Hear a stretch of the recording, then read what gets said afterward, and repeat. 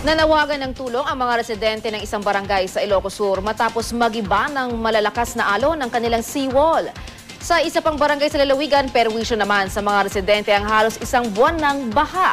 Balitang hatid ni Maria Bulaklak, ausente.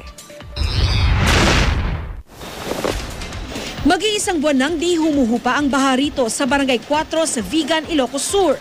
Nakapagpalala raw ng problema ang halos araw-araw na pag-ulan, pati na rin daw ang mga water hyacinth na nakabara sa ilog. Ang mga gamit ng ilang residente nalubog sa tubig at tuluyang nasira. Kaya ang nakatira sa bahay na ito, naglagay na ng tablas sa lubog na bahagi ng kanilang bahay. Sinisikap na raw ng lokal na pamahalaan ng Vigan na solusyonan ang problema ng pagbaha doon. Kahit paalis na ng bansa ang bagyong Butchoy, di rin nakaligtas sa masungit na panahon ang mga taga-barangay Pasungol sa bayan ng Santa. Nasira ang seawall sa kanilang lugar dahil sa paghagupit ng mga malalakas na alon. Kaya ang mga nakatira malapit sa dagat, napilitang lumikas.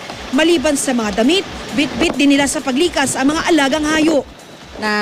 Nasaysaya at dito nga ayam ning midjay dating ayam midjay baybay nakabubuteng.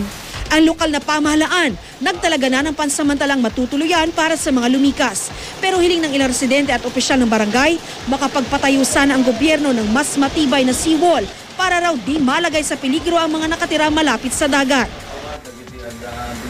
National government nga ikanda ko iti importansya sa iting sitwasyon dito barangay ni. Wala pang sagot dito ang pamahalaang lokal pero nakahanda naman daw ang Municipal Disaster Risk Reduction and Management Council sakaling kailanganin ng evacuation anumang oras. Ang mga inilikas na pamilya nananatili pa rin sa evacuation center.